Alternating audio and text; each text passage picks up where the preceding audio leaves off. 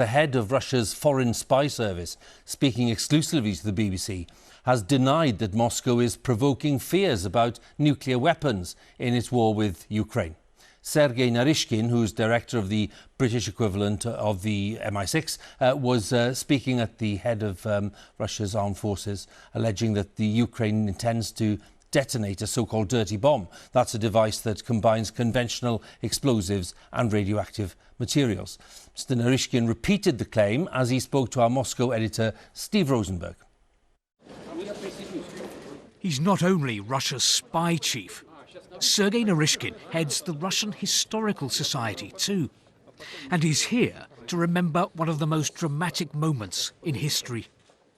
When Khrushchev and Kennedy sparred in the Cuban Missile Crisis 60 years ago, and the world came dangerously close to a nuclear apocalypse.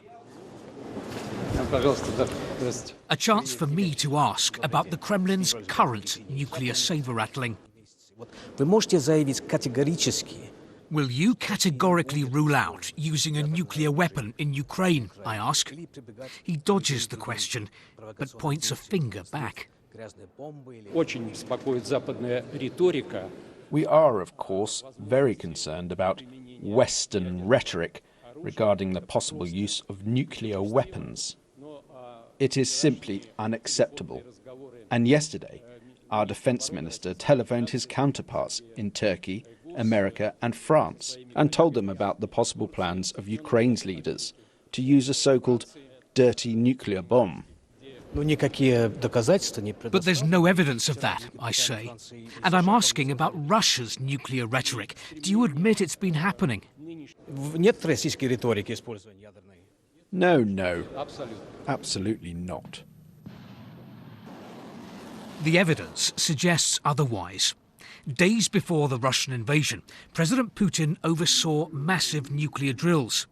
And since then, several times, he's dropped unsubtle hints that he would be prepared to use a nuclear weapon in the Ukraine conflict.